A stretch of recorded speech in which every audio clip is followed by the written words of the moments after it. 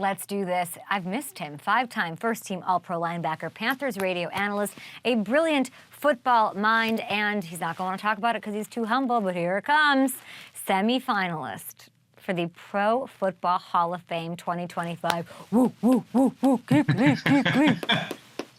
It's great. It's fun. It's good to be back. Last couple weeks, nothing. We were in Germany. Panthers got a win. We've gone 3 weekends, and Panthers are on a roll right now, 2 in a row, and then now we get to go play the Chiefs this weekend. So we will see what happens. I love how you completely ignore the Hall of Fame. I'll let you talk about it. I'll let you talk about it. No, Chris and I were like, do we even put it in there? Do we even put it in there? He's going to roll right over it. But you brought up an interesting point, and I have a theory. Would you like to know what that is? I'd love to hear it. The Panthers, everyone, are undefeated since Luke Kuechly broke the Panthers' drum in Germany. I don't know what it was. Luke, follow this.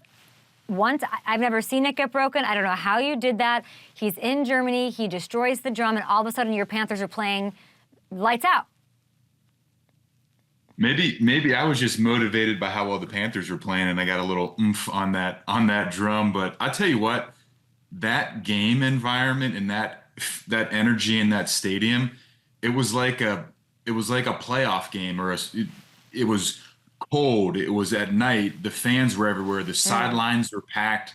Pregame, every network had a booth on the sideline.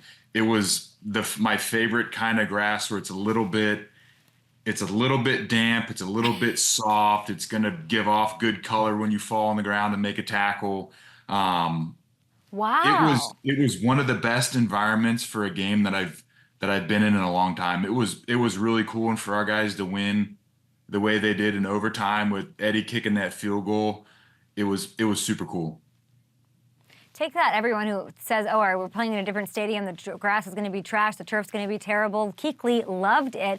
I get to test my theory about the drum and the Panthers and you up against the Chiefs this weekend. Okay. Coming off a bye, there's that. They took a loss, their first of the season. Kansas City fans are concerned. As I'm watching and seeing things unfold here, we're trying to poke holes in this team.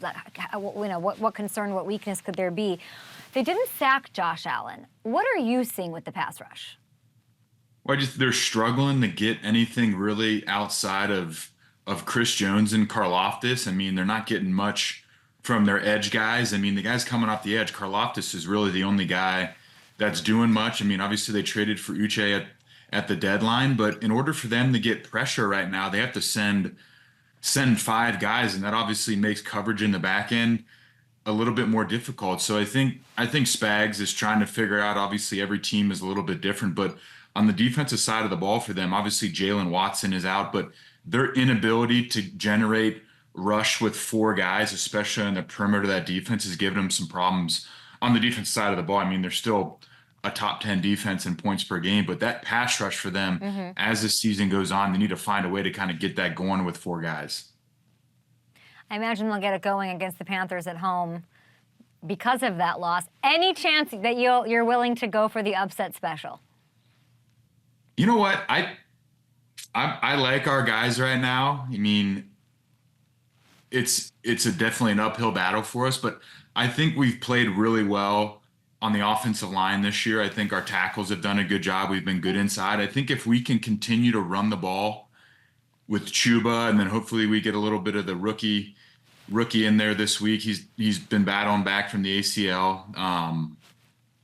If we can control the ball, make it third and manageable, and have them bring a 5th guy in the pass rush, I think we've got a chance on the offensive side of the ball. But it's an uphill battle for us. Obviously, the Chiefs have Patrick Mahomes and Andy Reid and Travis Kelce and Chris Jones. This is going to be, over the last 3 games, this is going to be the biggest test that we've had. So I'm excited at home. There should be a great crowd, but I want to be optimistic. We got our hands full this weekend. Luke, they don't have a broken drum, those Chiefs, do they? No. But hey, Kuechly, broken drum rule. I'm trying. I think the big thing for us defensively too is you watch that Bills game. they did a really good job on third down and man-to-man coverage on the defensive side of the ball, and they kept Mahomes in the pocket. I think when he gets dangerous is when he can escape and extend plays, and then him and Kelsey get off script and the timing's all wrong and it's hard to guard him. I think what Buffalo did a really good job of last week was they played tight coverage, and then their pass rush was super disciplined. There wasn't Ed Oliver was in his rush lane, Greg Rousseau was in his rush lane. Their games and all their inside stunts and TEs and everything was so coordinated that they did a great job of keeping Mahomes in the pocket and make him, he can beat you from in the pocket, outside the pocket. But if you can limit him to just staying in the pocket, it gives you a better chance to have success on third down. Love that. That's happening Sunday, but we can't jump the gun here because we got a big game tonight. It is Thursday Night Football, hours away from Steelers-Browns, some grudge match stuff going on. And there's a little something grudgy, a little something going on between two of the best pass rushers in the league. You're smiling. You're the first perfect person to talk to about this.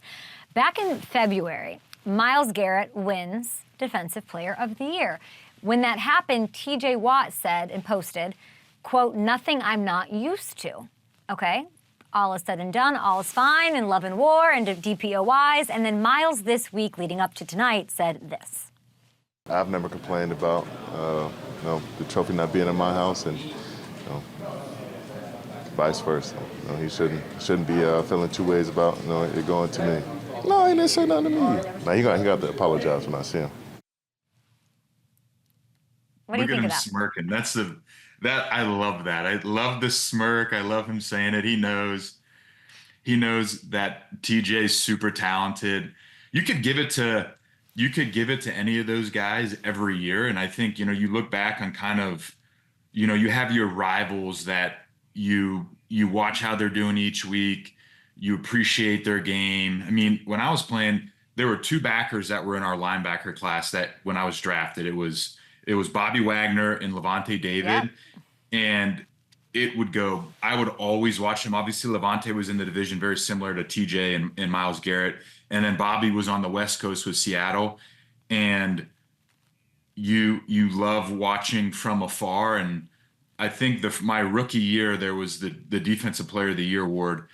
And it was probably a coin flip between Bobby and I. You could have given it to Bobby, and it would have made sense. You could have given it to me, it made sense. But I think that those guys at the end of the day really appreciate each other and appreciate what each of them's been able to do. And I was looking at it. Oh, Luke, come on. Luke, I'm serious. Does TJ owe Myles Garrett an apology? Does TJ owe Myles Garrett an apology? He doesn't owe him an apology. Why not? I don't think he does. He just doesn't. I mean, He said what he said. And I think you take a lot of it from how Myles answered the question, and he had that tongue-in-cheek grin and smirking, and I don't think that he needs to apologize for him. I think he was just joking. With you and Bobby, I mean, that was the rivalry. That was amazing. Two of the best linebackers in the game. You have played each other in these games, like what we have tonight. They're not on the field at the same time. They might dap each other up for 3 seconds. But does knowing the whole country is watching those, and you had a playoff one, you had a pick six with Bobby Wagner on the other side of the field. Do we have that? Can I see that? Let's just relive this for a second here. This is what you did with Bobby Wagner, your rival. Do you remember this? I'm sure you do. I do remember that. And then I remember the next year we played him in it was either 16 or 17. We played him again, and Bobby had a pick. We were playing a home game. Bobby had a pick on like the 45-yard line.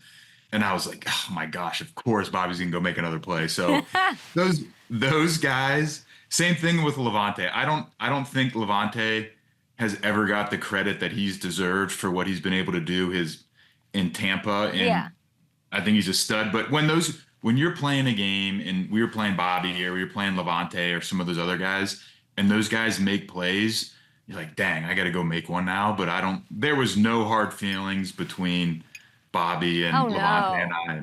None. You had that pick six. You weren't giving that ball up, Luke. I think Bobby Wagner's name is all over that ball because you're on the side. You carried it back to the sideline, and I have a feeling that has something to do with Bobby. So I'll ask you if you could explain it in terms of what you lived through playing against somebody like Bobby Wagner and Levante David, who, by the way, is on Up and Adams on Tuesday. Let's go. How much more does it mean when we're watching this tonight? what does it mean to know you are going up against the person that you are compared against? I think that it adds a little bit to it. I think that if TJ gets a sack or Myles gets a sack, in the back of their mind, they're like, I'm up 1. And then TJ is going to be sitting on the bench and he's going to be watching and he's going to go try to get one for himself. And that's, I think, what makes the game of football fun is there's all kinds of battles during the game. There's you versus the other team. There's you as a backer playing against the quarterback and the offensive lineman and the running backs. There's me matching up on tight ends and running backs out of the backfield. And then when you play a team that has a stud, you want to play better than that other guy. So that's what I think makes it fun is it's not just there's their team battles and then there's your individual battles and then there's your battles with guys on the other side of the ball. I think that's what makes the game so fun. And I think that's why people enjoy watching it is you get to see TJ play defense and you get to go see TJ in his game versus what Myles is able to do. It makes it fun. I love that. Can't wait to see that tonight. Before they hit the field, though, I know that you love both of them. We're going to do a little tail of the tape. We're going to go through a couple categories here. Two of the best pass rushers tonight. It's Myles Garrett. It's TJ Watt. It's Luke Kuechly on the spot. More than both of those under the bright lights here. You pick TJ or Myles. Most sacks tonight. Oh, I'm gonna go TJ Watt because I know Jameis is gonna hold on to that football maybe a second longer than Russ would. Love that. Who has the better bull rush? What's that? Who has the better bull rush? Who has the better bull rush? I'm gonna go TJ. Why? His effort playing and his toughness and physicality is, I think, second to none. His effort and passion and grit and willingness to play dirty is, I think, fantastic. But I mean, look at this picture of Myles. He should pay you guys for putting that picture. Look at his right arm. He can win. Well, he can win. Who would you be more scared of, Luke, to face as a quarterback? Oh man. I think if you were just to look at both of them, I think Myles Garrett is pretty frightening looking. Who would you be? Who makes it look easier? I think Myles makes it look easier, but I'm going to still hang my hat on TJ. I love his effort and tenacity and willingness to just go. His motor never stops. I think he does a great job in the run game and the pass game. I really like TJ, but if you were just to pull Myles off the bus and put him in a tank top, you're like, I don't know who that guy is, but I don't want anything to do with him. I love that. We're going to have a couple more here, but we have somebody knocking at the door, dying to get in here. Dion Dawkins of the Buffalo Bills is disagreeing with you. And I didn't know we were going to have a bull rush off here. I didn't know we were going to have a little disagreement. Dion, get on in here. Hey.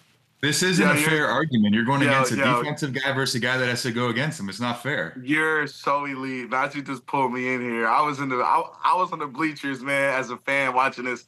But I'm gonna tell you the truth. Like, there's no hard feelings. But I mean, bull rush, it's Myles Garrett for sure. It's Myles. Because I mean, I get to play these guys, and Myles is he's very gumbo-like isk. So when he gets real gumbo-y and then he puts that right arm straight down the middle of your chest and pushes you backwards, it's kind of a no-brainer. So when looking at this battle, it kind of sucks because the tackles are in between like a battle that they have. Hopefully they know what's going on, because if they're smart, they would know that they're in between two wrecking balls trying to, be the biggest dog on the field. So good luck, good luck to these guys. I can't argue with that. I'm gonna leave that to Dion. All right, Dion, you're going to stay in here. I'm going to get both of your answer. Which one, Myles or TJ, playing tonight, Cleveland Browns, Steelers, who's more valuable to their team right now? Dion? Why don't you go, Dion? Who's more valuable into their team? I think realistically of the scheme of football, I think TJ is more valuable to his team. Wow. If we're talking about records, if we're talking about season position, the Steelers are 8-2. The Browns are 2-8. So with the Steelers being 8-2, they need TJ to really take over a football game and not let Myles be a problem. I mean, but even though, I mean, they can't really differentiate either one, but TJ needs to do his part. So if Myles goes crazy, it doesn't really matter, in a sense. You know, TJ needs to hold his weight because they're both game wreckers. And if Myles wants, he could definitely turn that off button on to an offense. But TJ just needs to make sure that he does that as well. Luke? I'm gonna go Myles Garrett. I think with playing against Russell Wilson and his ability to scramble and extend plays and get outside the pocket, I think Myles Garrett needs to be disruptive, beat tackles quickly, keep him inside the pocket, hit him with that little Dion Dawkins long arm in his chest and get off. And I think for Cleveland to win, I think Myles has to play really well and create negative plays and win on third down, where I think that Pittsburgh's just the better football team. So if TJ has an off game, he can get picked up by those corners, those backers, and then certainly Russ on the offensive side of the ball. We're going to do speed round here. So we're going to say bye to Luke. We're going to keep Dion on, but I do want to keep this going because I'm like, this is where else are you going to see this? This is unbelievable. Future Hall of Famer Luke Kuechly. We got a little offense, a little defense. Dion's super happy because we love the Bills. Who ends their career with more DPOYs? Luke. Ooh, I'm gonna go TJ Watt because all things the same, I think TJ is going to get more visibility these next couple years with Pittsburgh being really good. Dion? Myles. I'm going to go Myles, man. I'm going to go Myles. I play against Myles more, so I kind of know what he's capable of doing. Myles, for sure. You're going to agitate TJ, who you might face in the playoffs, so there, Dion. We'll get back to TJ that. as well. Who would win? Last one. Who would win in a Gladiator arena? Gladiator 2 coming out. It's so hot right now. Dion, who would win? You know, I don't know. I mean, like, if we're talking about somebody like that puts the uniform on, who's going to be the first pick, it'll probably be Myles because he looks like a mannequin. Like he's just like a freak. No, who wins? Who wins fighting to the death? Who wins? You know, I don't know. I mean, I don't know. Hopefully Myles. Hopefully Myles. Hopefully Myles, man, you're making TJ awfully mad right now. Hopefully Myles, it's like it almost as if like maybe you don't want to face TJ. You don't want to face him, so you hope that Myles gets the best of him. Yo, y'all are so good at spitting the pot. We'll leave it here. We're going to say bye to Luke. We appreciate you so much. Thank you for being on the show. Thank you for everything you do, and good luck to those Panthers. I'm sure Dion would love for those Panthers to take care of those Chiefs this week. Wouldn't you, Dion? I would love it. So please, come on, Keith.